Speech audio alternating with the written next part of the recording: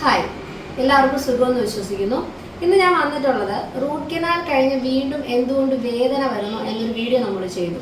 അതിന് താഴെ നമുക്ക് റീസെൻ്റ് ആയിട്ടൊരു കമൻറ്റ് വന്നിട്ടുണ്ട്. ഒരു വലിയ കമൻറ്റാണ്, നിങ്ങൾ പലരും അത് കണ്ടിട്ടുണ്ടാവും. പക്ഷേ ആ കമൻറ്റിനെ പറ്റി ഒരു റിപ്ലൈ ഒരു സെൻറ്റൻസ് ആയിട്ട് കൊടുക്കുന്നതിലും ഏറ്റവും നല്ലതൊരു വീഡിയോ എന്ന് എനിക്ക് തോന്നി. കാരണം അത് അയാൾക്കും കുറേ തെറ്റിദ്ധാരണയുണ്ട്. ആ കമൻറ്റ് കാണുന്ന നിങ്ങളിൽ പലർക്കും തെറ്റിദ്ധാരണകൾ വരാൻ സാധ്യതയുണ്ട്. അത് ഞാനൊന്ന് ക്ലാരിഫൈ ചെയ്ത് തരാം. ആദ്യം ഞാൻ അദ്ദേഹത്തിൻ്റെ കമൻറ്റ് ഇവിടെ പിൻ ചെയ്യുന്നുണ്ട്. ആളുടെ പേര് ഞാൻ പറയുന്നില്ല. കമൻറ്റ് ഇതാണ്. അദ്ദേഹം ഒരു 6 മാസം മുമ്പ് ഒരു റൂട്ട് കനാൽ ചെയ്തു. ഒരു 2500 രൂപ റൂട്ട് കനാലിനായിട്ടുണ്ട്.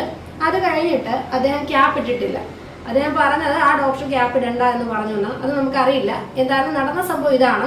റൂട്ട് കനാൽ ചെയ്തു, ക്യാപ്പ് ഇട്ടില്ല. ഒരു കുറച്ച് ദിവസം മെഡിക്കേഷൻ എല്ലാം കഴിച്ചു കഴിഞ്ഞ് കുറച്ച് നാൾ കഴിഞ്ഞപ്പോൾ ആ പല്ലങ്ങ് പൊട്ടിപ്പോയി കഴിഞ്ഞപ്പം ഇദ്ദേഹം കൊണ്ട് കാണിച്ചു കഴിഞ്ഞപ്പോൾ എന്താണ് പറഞ്ഞത്? പല്ല് പൊട്ടിപ്പോയല്ലോ, അതുകൊണ്ട് ഇനി ആ പല്ല് എടുത്തു കളയണമെന്ന് പറഞ്ഞു. അത് കഴിഞ്ഞ് പിന്നെ അദ്ദേഹത്തിന് വെപ്പുപല്ല് വെക്കണമെങ്കിൽ ബ്രിഡ്ജ് ഓപ്ഷൻ, കാരണം അദ്ദേഹം പറഞ്ഞത് തൊട്ടടുത്തുള്ള പല്ലുകൾ റൂട്ട് കനാൽ ചെയ്ത് ക്യാപ്പ് ഇടണം, അതായത് ബ്രിഡ്ജ് ഓപ്ഷൻ സജസ്റ്റ് ചെയ്തു. അപ്പം അങ്ങനെ വന്നപ്പോൾ അദ്ദേഹം പറയുന്നത്, ആദ്യം ഞാൻ റൂട്ട് കനാൽ ചെയ്ത 2500 രൂപ വേസ്റ്റായിപ്പോയി. അത് കഴിഞ്ഞ് പിന്നീട് ഇപ്പം ക്യാപ്പ് ഇടണമെങ്കിൽ എനിക്ക് 6000 രൂപ കൂടിയാകും. അപ്പം ആദ്യത്തെ 2500 വേസ്റ്റ്, പിന്നീട് ഒരു 6000 രൂപ, എല്ലാം കൊണ്ടും എനിക്ക് പൈസ വേസ്റ്റാണ്.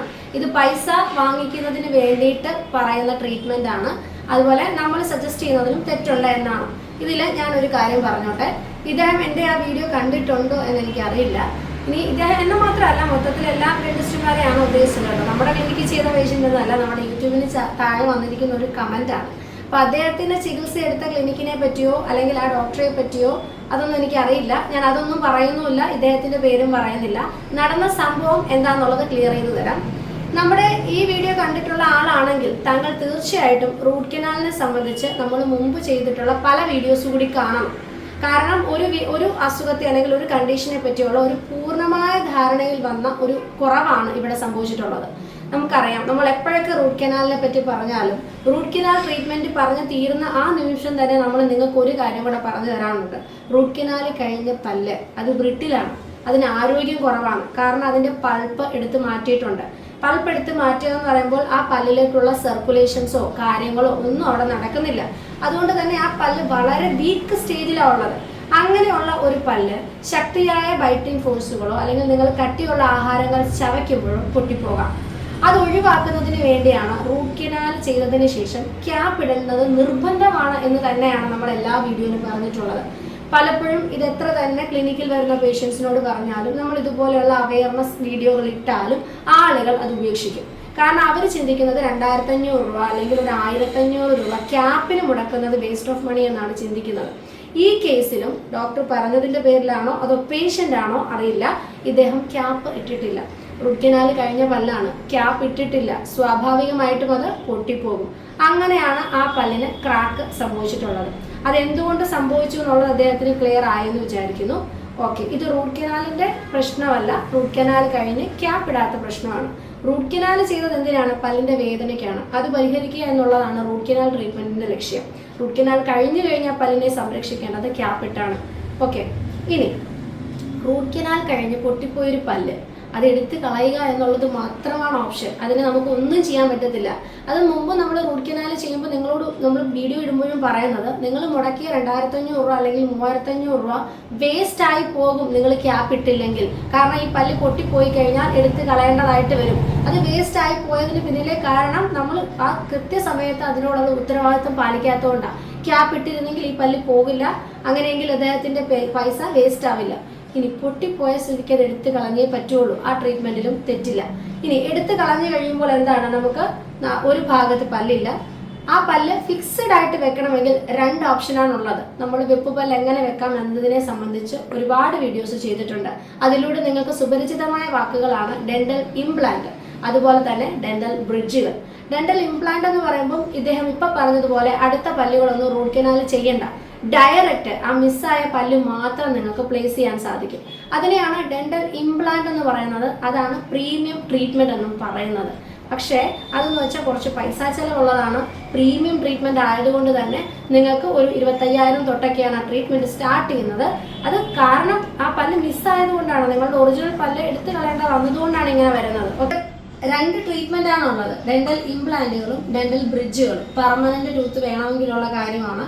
ഊരിയെടുത്തും വെക്കുന്നതാണ് വേണ്ടതെങ്കിൽ അദ്ദേഹത്തിന് അത്രയും ചിലവാവില്ല, 2500 രൂപ താഴെ ആകുള്ളൂ. ഇനി പെർമനന്റ് ആയിട്ടൊരു ട്രീറ്റ്മെന്റ് വേണമെന്നുണ്ടെങ്കിൽ നമുക്ക് രണ്ട് ഓപ്ഷനാണ്. നമ്മൾ പല വീഡിയോസിലൂടെ പറഞ്ഞതുപോലെ ഡെന്റൽ ഇംപ്ലാന്റും ഡെന്റൽ ബ്രിഡ്ജുകളും. ഇതിൽ ഡെന്റൽ ഇംപ്ലാന്റ് എന്ന് പറയുമ്പോൾ നമ്മൾ പറഞ്ഞിട്ടുണ്ടല്ലോ, സ്ക്രൂ പോലെ എല്ലിനകത്തോട്ടിടുന്ന സർജിക്കൽ പ്രൊസീജിയറാണ്. അതൊരു പ്രീമിയം ട്രീറ്റ്മെന്റ് ആണ്. അതിന് തൊട്ടടുത്ത പല്ലുകൾ ഇപ്പോൾ നിങ്ങൾ പറഞ്ഞതുപോലെ റൂട്ട് കനാൽ ചെയ്യണ്ട. കാരണം ആ മിസ്സായ പല്ല് മാത്രം നമുക്ക് റീപ്ലേസ് ചെയ്യാൻ പറ്റും ഇംപ്ലാന്റ് ട്രീറ്റ്മെന്റ് കൊണ്ട്. പക്ഷേ അതൊരു പ്രീമിയം ട്രീറ്റ്മെന്റ് ആണ്, സർജിക്കൽ പ്രൊസീജിയർ ആണ്. അതുകൊണ്ട് അതിൻ്റെതായ ചാർജ് അതിന് ഈടാക്കും. 25,000 രൂപ തൊട്ട് ഒരു പല്ലിന് ചാർജ് ആവുന്ന ട്രീറ്റ്മെന്റ് ആണ് ഡെന്റൽ ഇംപ്ലാന്റുകൾ. പക്ഷേ തൊട്ടടുത്ത പല്ലുകൾ തൊടണ്ട. ഇനി അത്രയും അഫോർഡബിലിറ്റി ഇല്ലാത്തൊരു പേഷ്യന്റിന് സജസ്റ്റ് ചെയ്യുന്ന ട്രീറ്റ്മെന്റ് ആണ് ഡെന്റൽ ബ്രിഡ്ജസുകൾ. എന്ന് പറയുമ്പോൾ നമുക്കൊരു പാലം പണിയുന്നത് നമ്മൾ രണ്ട് കരകളെ തമ്മിൽ യോജിക്കുകയാണ്. എന്നുപോലെ നമ്മുടെ നടുക്കത്തെ പല്ല് മിസ്സായതിൻ്റെ ഇടയ്ക്ക് ഒരു പല്ല് വെക്കണം. അതിടണമെങ്കിൽ തൊട്ടടുത്ത പല്ലുകളെ തമ്മിൽ ജോയിൻ ചെയ്യിപ്പിക്കണം. അതിനുവേണ്ടി 3 യൂണിറ്റ് ബ്രിഡ്ജ് എന്നൊരു കണക്കിൽ നമുക്ക് ഡെന്റൽ ബ്രിഡ്ജുകൾ ഇടാൻ പറ്റുള്ളൂ. അത് ഒരു ട്രീറ്റ്മെന്റ് മൊഡാലിറ്റിയാണ്. അത് പേഷ്യന്റിന്റെ അഫോർഡബിലിറ്റി അനുസരിച്ച് വന്നിട്ടുള്ള ഒരു ട്രീറ്റ്മെന്റ് ആണ്. അങ്ങനെ അടുത്തടുത്ത പല്ലുകളിൽ ക്യാപ്പ് ചേർത്ത് ഒരു ബ്രിഡ്ജ് ഇടണമെങ്കിൽ നല്ല പല്ലുകൾ ചെറുതാക്കാൻ പറ്റില്ല. അതുകൊണ്ടാണ് തൊട്ടടുത്ത പല്ലുകൾ റൂട്ട് കനാൽ ചെയ്ത് ചെറുതാക്കി ക്യാപ്പ് ഇടുന്നത്, 3 യൂണിറ്റ് ക്യാപ്പായിട്ട്. നിങ്ങൾക്ക് ഈ പറഞ്ഞ ഒരു വസ്തുത ബ്രിഡ്ജിന്റെ ക്ലിയർ ആയിട്ടില്ലെങ്കിൽ ഡെന്റൽ ബ്രിഡ്ജുകളെ സംബന്ധിച്ച് നമ്മൾ വിശദമായിട്ട് ആനിമേഷൻസ് ഒക്കെ കാണിച്ചൊരു വീഡിയോ ചെയ്തിട്ടുണ്ട്. അപ്പോൾ നമുക്ക് വിഷ്വലി നിങ്ങൾക്കത് കാണാൻ പറ്റും, എന്തെങ്കിലും ഒരു ഡൗട്ട് ഉണ്ടെങ്കിൽ. ഓക്കെ, കാര്യം പറയുമ്പോൾ മനസ്സിലാകുന്നതിനേക്കാളും കണ്ടു കഴിഞ്ഞാൽ നമുക്ക് ക്ലിയർ ആവും. അപ്പം ഈ ബ്രിഡ്ജ് ട്രീറ്റ്മെന്റ് ആണ് ഇദ്ദേഹത്തിന് സജസ്റ്റ് ചെയ്തിട്ടുള്ളത്. അതുകൊണ്ടാണ് തൊട്ടടുത്ത പല്ലുകൾ റൂട്ട് കനാൽ ചെയ്യാൻ ഡോക്ടർ പറഞ്ഞിട്ടുള്ളത്. സംശയം ക്ലിയർ ആയെന്ന് വിചാരിക്കുന്നു. അപ്പം ഇതാണ് ഇവിടെ സംഭവിച്ചിരിക്കുന്നത്. അപ്പോൾ ആദ്യത്തെ 2500 റൂട്ട് കനാലിന്റെ വേസ്റ്റായി പോയതിന് പിന്നിലെ കാരണം അതിന് കൃത്യസമയത്ത് ക്യാപ്പ് ഇടാത്തതാണ്. അങ്ങനെ പല്ല് പൊട്ടിപ്പോയതുകൊണ്ടാണ് അത് എടുത്തു കളയേണ്ടതായിട്ട് വന്നത്. പിന്നെ രണ്ടാമത് അടുത്ത പല്ലുകൾ റൂട്ട് കനാൽ ചെയ്യണമെന്ന് പറഞ്ഞത് അദ്ദേഹത്തിന് ഇംപ്ലാന്റ് ട്രീറ്റ്മെന്റ് അഫോർഡബിൾ അല്ലാത്തത് കൊണ്ട് ബ്രിഡ്ജ് ട്രീറ്റ്മെന്റ് സജസ്റ്റ് ചെയ്തത് കൊണ്ടാണ്. ഇനി ഇതെല്ലാം കഴിഞ്ഞ് ലാസ്റ്റ് അദ്ദേഹം ഇടുന്നൊരു ഒരു സെന്റൻസോട് അദ്ദേഹം പറയുന്നുണ്ട്, ഞാൻ ആദ്യം പല്ലെടുത്ത് കളഞ്ഞിരുന്നെങ്കിൽ എനിക്ക് ഇത്രയും പൈസ ആകില്ലായിരുന്നു. അതായത് നിസ്സാരമായിട്ട് പല്ലെടുക്കുന്ന പൈസ മാത്രമേ ആകുള്ളായിരുന്നു. ഇപ്പോൾ റൂട്ട് കനാൽ അന്ന് ചെയ്തത് കൊണ്ട് ഇപ്പോൾ എൻ്റെ 6000 രൂപയും പിന്നെ ഒരു 3000 രൂപയൊക്കെ ഇങ്ങനെ വേസ്റ്റായി പോകുന്നു എന്നാണ് പറഞ്ഞത്. അത് ശരിക്കും മണ്ടത്തരമാണ്. കാരണം അന്ന് റൂട്ട് കനാൽ ചെയ്ത് ക്യാപ്പ് ഇട്ടിരുന്നെങ്കിൽ അദ്ദേഹത്തിൻ്റെ ഫുൾ ചിലവ് അതിലങ്ങ് തീർന്നേനെ. റൂട്ട് കനാൽ കഴിഞ്ഞ ഒരു ക്യാപ്പിൻ്റെ പൈസയും കൂടി അദ്ദേഹത്തിന് ആകുള്ളായിരുന്നു. അപ്പോൾ അദ്ദേഹം അന്ന് പല്ലെടുത്ത് കളഞ്ഞിരുന്നു എന്ന് വിചാരിക്കുക. പല്ലെടുത്ത് കളയുമ്പോഴും നിങ്ങൾക്ക് ചവയ്ക്കാൻ പല്ല് വേണ്ടേ? നിങ്ങളുടെ ജോയിന്റുകൾക്ക് പ്രശ്നം വരാതിരിക്കാൻ പല്ല് വേണ്ടേ? ഇനി അതല്ല പല്ല് വേണ്ടെന്നാണ് നിങ്ങൾ വിചാരിക്കുന്നതെങ്കിൽ നമ്മൾ പല്ലെടുത്ത് കഴിഞ്ഞാൽ എന്തൊക്കെ സംഭവിക്കാം എന്നുള്ളത് വിശദമായിട്ടൊരു വീഡിയോ ചെയ്തിട്ടുണ്ട്. ഇന്നിപ്പോൾ ഞാനത് വിശദീകരിക്കുന്നില്ല. നിങ്ങൾ പ്രതീക്ഷിക്കുന്നതിലും ബുദ്ധിമുട്ടുള്ള കാര്യങ്ങൾ നിങ്ങളുടെ ബോഡിയിലും നിങ്ങളുടെ എല്ലുകളിലും പല്ലിൻ്റെ ബാലൻസ് ശരിയല്ലെങ്കിൽ സംഭവിക്കും. അപ്പോൾ നിർബന്ധമായിട്ടും മെഡിക്കലി നിങ്ങളൊരു പല്ല് റീപ്ലേസ് ചെയ്യേണ്ടതായിട്ട് വരും. അന്ന് നിങ്ങൾ പല്ലെടുത്ത് കളഞ്ഞെങ്കിലും. അന്ന് നിങ്ങൾ പല്ലെടുത്ത് കഴിഞ്ഞ് നിങ്ങൾക്ക് പെർമനന്റ് പല്ല് വെക്കണമെങ്കിലും ഇന്നത്തെ അതേ അവസ്ഥയാണ് നിങ്ങൾക്ക് സംഭവിക്കാൻ പോകുന്നത്. അതായത് ഈ പറഞ്ഞതുപോലെ ഇംപ്ലാന്റോ അല്ലെങ്കിൽ ബ്രിഡ്ജോ ചെയ്ത ഇതേ ട്രീറ്റ്മെന്റുകൾ തന്നെ നിങ്ങൾക്ക് ചെയ്യേണ്ടതായിട്ട് വരും. അപ്പോൾ അത് നിങ്ങൾക്ക് പല്ലെടുത്ത് കളയുന്ന പൈസയും എക്സ്ട്രാ പൈസയും.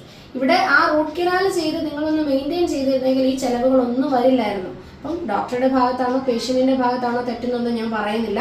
നമ്മൾ ചെയ്യേണ്ട ഒരു കാര്യം ഡോക്ടർക്ക് കറക്റ്റായിട്ട് ആ പേഷ്യന്റിന് പറഞ്ഞു കൊടുക്കേണ്ട ഒരു ഉത്തരവാദിത്തമുണ്ട്. അത് ഡോക്ടർ നിർവഹിച്ചിട്ടുണ്ടോ ഇല്ലയോ എന്ന് എനിക്കറിയില്ല.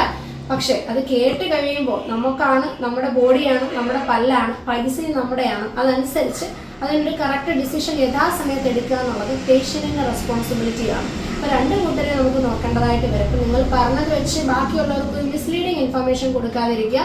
റൂട്ട് കനാൽ ചെയ്യുന്നത് പൈസ വേസ്റ്റ് ആക്കാനാണ് അല്ലെങ്കിൽ റൂട്ട് കനാൽ മോശം ട്രീറ്റ്മെന്റ് എന്ന് പറയുമ്പോൾ ഐഡിയലി അത് ഇൻഡിക്കേറ്റഡ് ആയിട്ടുള്ള പല പേഷ്യൻസും ഈ വീഡിയോസും കമൻസും കാണുന്നുണ്ടാവും. അവർ നിങ്ങളുടെ പേരിൽ അത് അവോയ്ഡ് ചെയ്യുമ്പോൾ അവർ കുറച്ചുകൂടെ കോംപ്ലിക്കേറ്റഡ് ആയിട്ടുള്ള സ്റ്റേറ്റിലോട്ട് പോകേണ്ടതായിട്ട് വരും. സോ അങ്ങനെയൊന്നുമല്ല. റൂട്ട് കനാൽ ഇൻഡിക്കേറ്റഡ് ആണെന്നുണ്ടെങ്കിൽ റൂട്ട് കനാൽ നിങ്ങൾ ചെയ്യണം. റൂട്ട് കനാൽ ചെയ്ത് കഴിയുമ്പോൾ ക്യാപ്പ് ഇടണം. ഇത്രയും കാര്യങ്ങൾ നിങ്ങൾ ശ്രദ്ധിച്ചു കഴിഞ്ഞാൽ പല പ്രശ്നങ്ങളും നിങ്ങൾക്ക് അവോയ്ഡ് ചെയ്യാൻ സാധിക്കുന്നതാണ്. വീഡിയോ എല്ലാവർക്കും യൂസ്ഫുൾ ആയെന്ന് തന്നെ വിചാരിക്കുന്നു. വീണ്ടും മറ്റൊരു വീഡിയോയിലൂടെ കാണുന്നവരെ ബൈ.